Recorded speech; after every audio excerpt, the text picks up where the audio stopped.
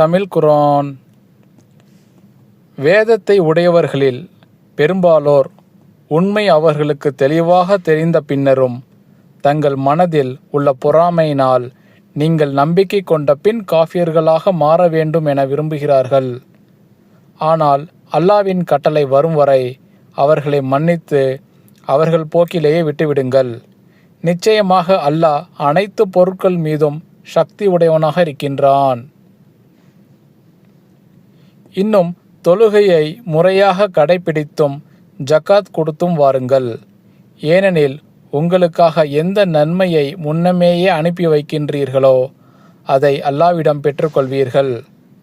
நிச்சயமாக அல்லாஹ் நீங்கள் செய்பவற்றை எல்லாம் உற்று நோக்கியவனாகவே இருக்கின்றான். குறிப்பு: காஃபிர் என்பதன் அர்த்தம் கடவுள் நம்பிக்கை இல்லாதவர், ஆத்திஸ்ட். ஜக்காத் என்பதன் அர்த்தம் தேவைப்படுபவர்களுக்கு கொடுப்பது, தானம் செய்தல்.